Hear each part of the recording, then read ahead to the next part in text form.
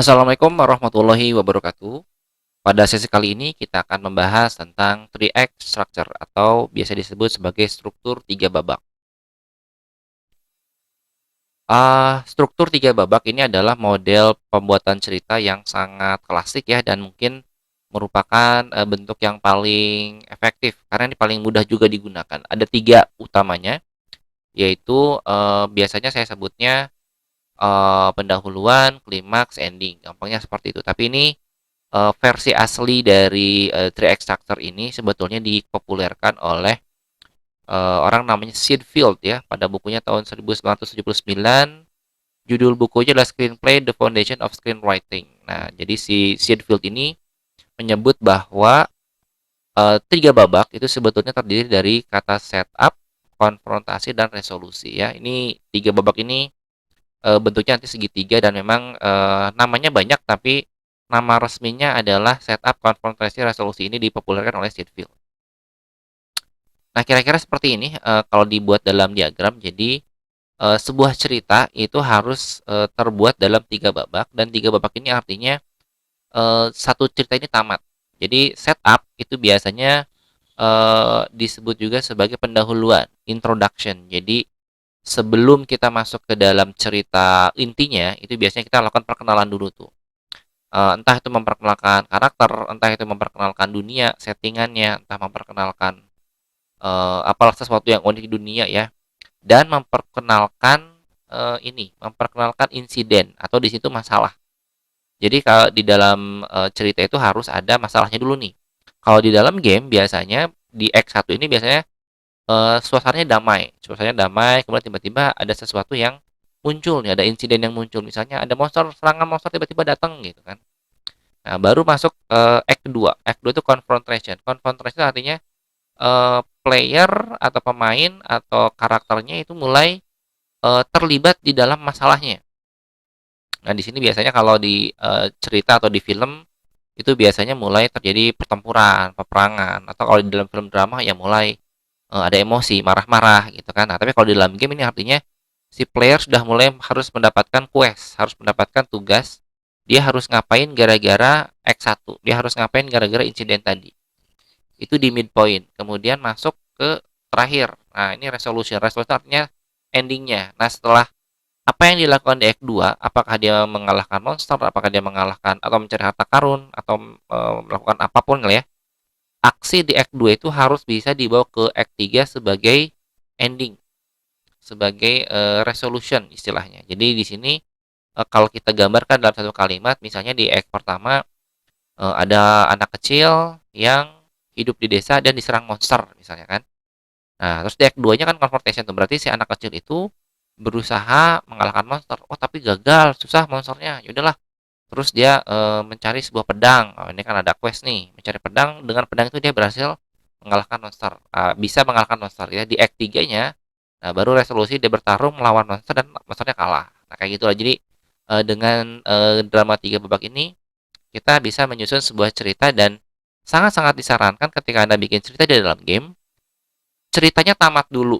Jangan jangan Anda bikin berusaha untuk mengejutkan orang lain ya, membuat surprise kepada orang lain, tapi Anda sendiri nggak tahu itu endingnya mau gimana sih ceritanya gitu. Jadi biasanya kalau yang saya alami, para pemula ketika Anda membuat cerita biasanya begini, ada seorang anak diserang sama monster ya. Anak itu berusaha mengalahkan monster. Apakah dia berhasil mengalahkan monster? Nah, itu kan ini jadi malah bingung. Anda mau gimana ceritanya gitu kan? Seolah-olah Anda bertanya gitu. Ketika Anda bikin cerita, Anda bukan bertanya, Anda memberikan jawaban. Anak itu berhasil mendapatkan pedang dan dia berhasil membunuh monster. Itu yang harus ditulis. Bukan apakah anak itu berhasil mengalahkan monster. Itu kan jadi bingung. Itu mah nanti aja. Itu masalah istilahnya blurb ya. Sebuah sebuah kata-kata pancingan untuk penonton, untuk pembaca nanti aja. Tapi di kalangan developer, Anda sebagai developer nanti akan membuat cerita, ya Anda harus pastikan ceritanya tamat. Anda harus tahu bahwa cerita itu endingnya seperti apa, dan itu harus disosialisasikan ke semua tim. Semua anggota tim harus tahu ceritanya begini loh nanti pokoknya gitu. Jangan sampai di surprise surprise gitu. Termasuk ketika nanti Anda berhadapan dengan mentor sama pembimbing sama dosennya gitu, "Pak, kita mau bikin cerita." Oh, begitu dikasih cerita, apakah si anak itu berhasil mengalahkan monster? Lah nggak gitu ceritanya. Artinya kalau kayak gitu resolusinya nggak dapet. Endingnya tuh harus harus harus apa namanya ya, harus jelas dulu itu. Itu adalah tips atau apa, bukan tips sih, lebih ke arah pondasi dalam membuat cerita adalah Anda harus berhasil membuat ceritanya tamat di act 3. Baik, ini ya tadi kalau kita lihat di act 1 tuh biasanya kaitan dengan karakter, terus kaitannya dengan dunia juga gitu ya. Ini apa, yang harus dimunculkan di dalam setup. Biasanya nggak usah lama-lama sih. Yang jelas ini act setup harus bersambung dengan insiden yang akan melaju ke act 2 atau confrontation. Nah, di confrontation itu biasanya ini banyak banyak cara di bagian confrontation, cuma ini ada yang menarik nih. Biasanya si karakter berusaha menyelesaikan masalah, tapi masalahnya semakin buruk. Nah, berarti ini artinya namanya juga apa ya, sebuah masalah yang, "Aduh kok saya berusaha menyelesaikan tapi nggak bisa," gitu. Akhirnya mereka apa ya, ada masalah eksternal dan masalah internal di confrontation. Terakhir, nah ini barulah biasanya ada sebuah jawaban, nah terus si karakter berhasil mengalahkan masalahnya. Kira-kira seperti itu ya. Jadi, dalam ini yang bermasalah biasanya di act 3. Jadi act 3 ini dalam merancang sebuah cerita, itu kalau bisa, act 3-nya udah kejawab, act 3-nya udah dibuat. Jadi, buat Anda yang suka membaca cerita atau menonton cerita mungkin Anda bacanya 1, 2, 3. Tapi kalau Anda sebagai pembuat cerita, sebagai pembuat storytelling, pembuat naskah, maka Anda harus membuat ceritanya 3, 2, 1 malah. Anda harus tentukan endingnya dulu nih. Endingnya gimana sih kayak gini ya? Tiganya dulu yang penting. Setelah 3, baru diurut keduanya apa, satunya apa. Karena kalau Anda membuat cerita dari 1, biasanya apa ya namanya, jadi bercabang kemana-mana nggak jelas. Akhirnya Anda lagi ngomongin anak, apa tuh, diserang monster, tiba-tiba Anda ngomongin bapaknya, Anda ngomongin kakeknya, Anda ngomongin kakek buyutnya. Oh, jadi bercabang cerita kemana-mana gitu kan. Sehingga akhirnya cerita nggak selesai, nggak jelas gitu. Makanya, buat langkah awal buat para pemula yang bikin cerita biasanya mulailah cerita dari membuat ending. Jadi resolusinya apa? Nah, baru kita tarik mundur ke belakang supaya Anda bisa apa ya, bikin ceritanya tuh solid gitu ya, nggak kemana-mana. Baik, ini ada latihan sedikit ya dari beberapa studi kasus, beberapa karya-karya terkenal. Ini mungkin saya kasih contoh sedikit aja, misalnya Hobbit ya. Kalau kita ngomongin Hobbit tadi, pura-puranya Anda bayangkan Hobbit tidak pernah ada di dunia ini. Nah, kita akan membuat cerita Hobbit dalam bentuk 3 act structure. Jadi tadi saya bilang kita coba mulai dari angka 3, 3, 2, 1. 3 berarti apa ya? Hobbit itu kan pura-puranya Hobbit melawan naga ya. Jadi seekor seorang Hobbit berhasil mengalahkan naga. Nah, itu tiganya tuh itu tuh. Seorang Hobbit berhasil mengalahkan naga dibantu dengan teman-temannya. Nah, gitulah kurang lebih ya. Itu tiganya. Berarti endingnya adalah Hobbit berhasil mengalahkan naga bersama teman-temannya para kurcaci. Nah, terus baru kita tarik ke belakang.